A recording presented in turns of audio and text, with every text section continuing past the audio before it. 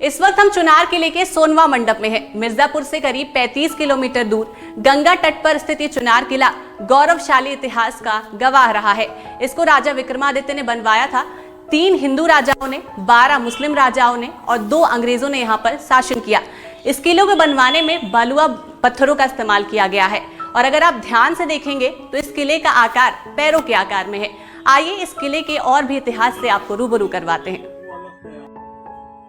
अपने अंदर काल्पनिक, पौराणिक और ऐतिहासिक कहानियों को समेटे करीब हजारों साल पुराना चुनारगढ़ का किला भारत की ऐतिहासिक विरासत और एक अनमोल धरोहर है। मिर्जापुर के टैगोर इलाके में स्थित चुनारगढ़ का किला आकर्षण का प्रमुख केंद्र है। जिस पहाड़ी पर चुनारगढ़ का किला स्थित है, उस पहाड़ी की प्राकृतिक संरचना मानव चरण के आकार की है, इसलिए इसका नाम चंद्राणीगढ़ भी कहा जाता है। ये वही चुनारगढ़ का किला है जिस पर देवकीनंदन खत्री ने मशहूर उपन्यास चंद्रकांता लिखी थी। गंगा के किनारे बने इस किले को हमेशा से ही रणनीतिक तौर पर महत्वपूर्ण माना गया। इस किले को बिहार और बंगाल का गेट माना जाता था। उत्तर भारत में शासन करने वाले हर राजा के लिए चुनार का किला जीतना शान का प्रतीक था, जिसकी वजह इस किले की संरचना है। मिर्जापुर से तकरीबन 35 किलोमीटर दूर स्थित चुनार किले के एक ओर गहरी खाई तो दूसरी ओर गंगा नदी है। कहा जाता है कि काम और लोभ से मुक्त होकर राजा भृतहरि यहाँ पर साधना करने आए हुए थे। राजा भृतहरि जब अपने भाई राजा विक्रमादित्य के मनाने पर भी घर नहीं लौटे तो उनकी रक्षा के लिए ये किला बनवाया गया। अगर इस किले के इतिहास पर नजर डालें तो राजा विक्रमादित्य से लेकर पृथ्वीराज चौहान, शहाबुद्दीन गौरी, स्वामी राज, जौनपुर के मोहम्मद शाह सरकी, सिकंदर, शाह लोधी, बाबर, शेर शाह सूरी और हुमायूं जैसे दर्जनों शासकों का कब्जा रहा। जिसके बाद मुगलों से ईस्ट इंडिया कंपनी ने यह किला जीत लिया। उसके बाद इस किले पर अंग्रेजों का कब्जा हो गया।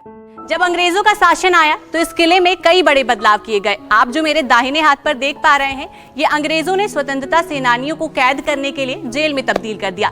लेकिन उससे पहले जो इस किले में सैनिक हुआ करते थे, उनके लिए ये बैरक हुआ करता था। यहाँ से जब आप आगे बढ़ेंगे, जिस छत पर हम इस वक्त खड़े हुए हैं, ये काल कोठरी है और यहाँ से अंदर जाने के लिए आप इस रास्ते से होकर अंदर जाते हैं।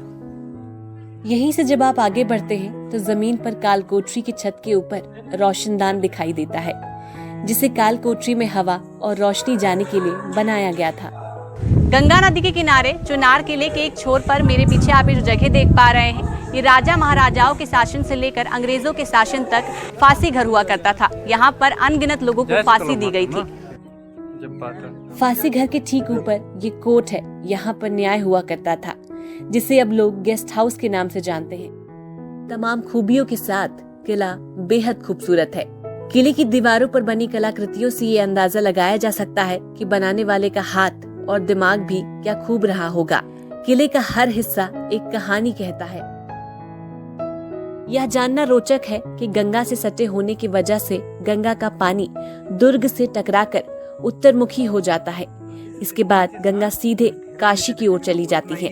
ये एक रहस्यमयी किला भी माना जाता है। किले का निर्माण बलुआ पत्थरों से किया गया है, जिसका उपयोग मौर्य काल के दौरान भी किया जाता था। किला 1850 गज के क्षेत्र में फैला है। किले के कई द्वार हैं, जिसमें से पश्चिम द्वार मुगल के शासनकाल के दौरान बनाया गया था। चुनार किले की अनगिनत कहानियां हैं। किले का हर कोना एक इतिहास से जुड़ा है।